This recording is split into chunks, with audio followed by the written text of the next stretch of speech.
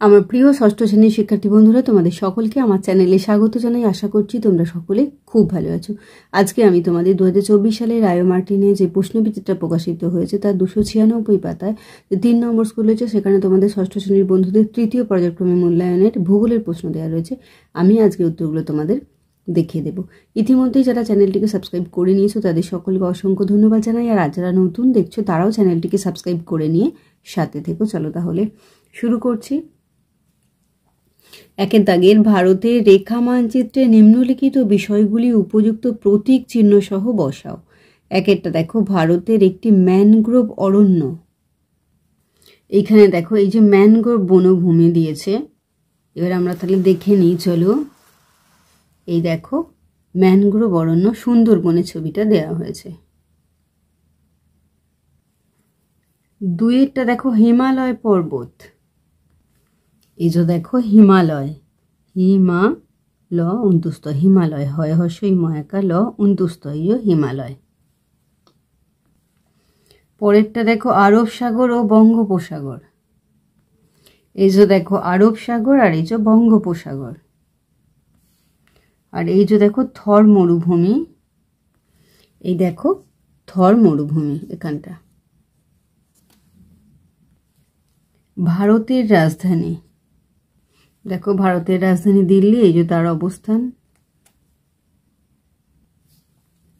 দুইয়ের দাগে দেখো সঠিক উত্তরটি নির্বাচন করে লেখো। কক্ষপথ ও পৃথিবীর কেন্দ্র যে তলে রয়েছে তা হলো কক্ষতল। পৃথিবীকে উত্তর দক্ষিণে সমান দুটি ভাগে ভাগ করেছে নিরক্ষরেখা। পৃথিবীর আবর্তনের বেগ সবচেয়ে কম হয় মেরুতে।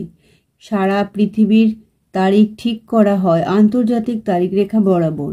সূর্যরশ্মির যে 200 কোটি ভাগের 1 ভাগ পৃথিবীতে এসে পৌঁছায় তাকে বলে আগত সৌর বিকিরণ।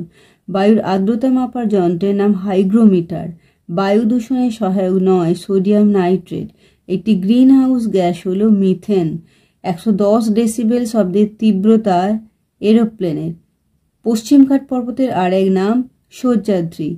একটি তন্তুজাতীয় ফসল হলো তুলো। ব্রহ্মপুত্র নদীর একটি উপনদী হলো তিস্তা। ল্যাটেরাইট মাটিতে বেশি থাকে লৌহ অক্সাইড। উপকূলীয় ম্যানগ্রোভ অরণ্যের একটি গাছ হলো সুন্দরী। জলদাপাড়া হলো অভয়ারণ্য। ভারতের বৃহত্তম আদিবাসী গোষ্ঠী হলো গোন্ড। মানচিত্রে পাহাড় পর্বতের জন্য ব্যবহৃত রং হলো বাদামি। বিষয়ভিত্তিক মানচিত্রের অন্তর্ভুক্ত হলো স্বাভাবিক উদ্ভিদ। অসম রাজ্যের একটি ফসল হলো ধান। 3 এ শূন্যস্থান পূরণ করো। আখ উৎপাদনে ভারতের শ্রেষ্ঠ রাজ্য হলো উত্তরপ্রদেশ। ভারতকে বলা হয় মৌসুমী জলবায়ুর দেশ। ভারতের প্রমাণ সময় হলো 82 ডিগ্রি 30 মিনিট পূর্ব। উত্তর মেরু থেকে দক্ষিণ মেরু পর্যন্ত অঙ্কিত অর্ধবৃত্তাকার রেখাগুলি হলো অক্ষরেখা।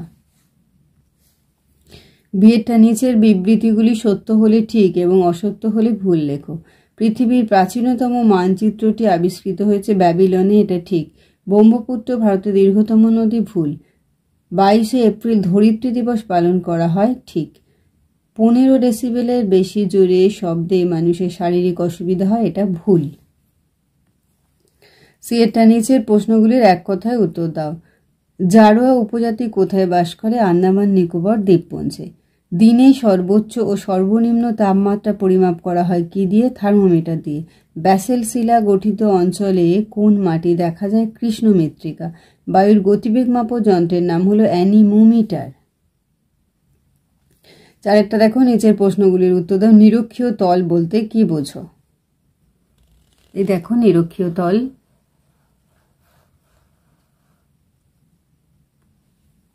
শব্দ দূষণের ফলে সৃষ্ট 4টি রোগের নাম লেখো। শব্দ দূষণের ফলে সৃষ্ট 4টি রোগের নাম। টিকা লেখো দ্বীপপুঞ্জ। এই যে দেখো দ্বীপপুঞ্জ, এখানে সবটা লিখবে। আঁধি কি?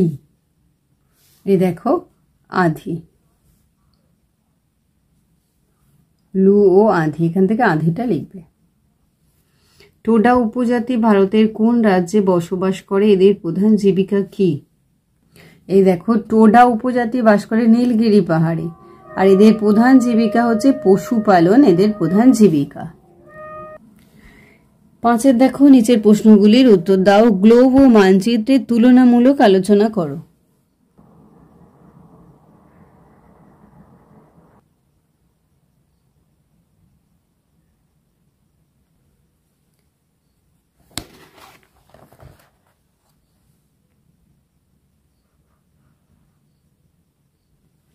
অ্যাসিড বৃষ্টি বলতে কি বোঝো, সংক্ষেপে লেখো। অ্যাসিড বৃষ্টি।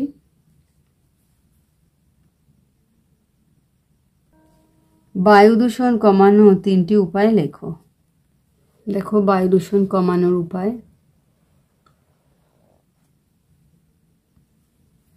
কক্ষতল বলতে কি বোঝো, পৃথিবীর অক্ষ কক্ষতলের সঙ্গে কত ডিগ্রি কোণে হেলে থাকে।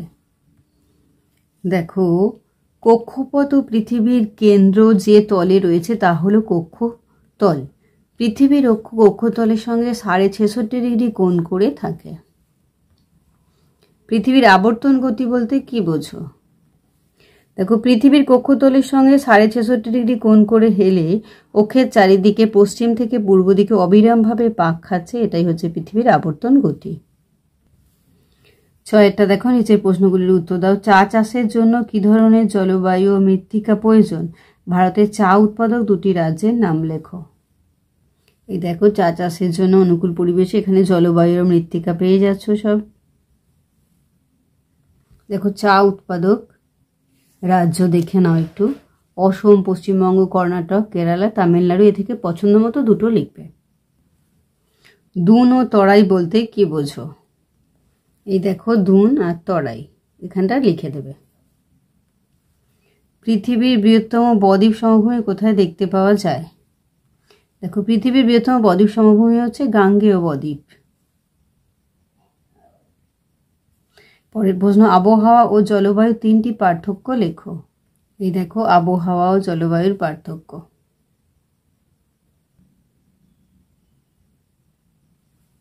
মেঘাচ্ছন্নতা বলতে কি বোঝো। এই যে দেখো মেঘাচ্ছন্নতা।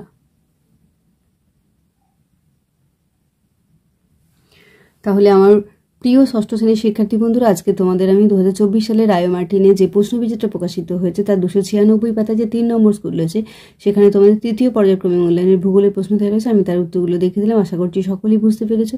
ভিডিওটি দেখার জন্য তোমাদের সকলকে অসংখ্য ধন্যবাদ জানাই। ভালো লাগলে লাইক করো, কমেন্ট করো, বন্ধুদের মধ্যে শেয়ার করো। আর আগামী দিনে নতুন নতুন ক্লাসগুলো পাওয়ার জন্য অবশ্যই চ্যানেলটিকে সাবস্ক্রাইব করে সাথে থেকো। তোমরা সকলে খুব ভালো থেকো।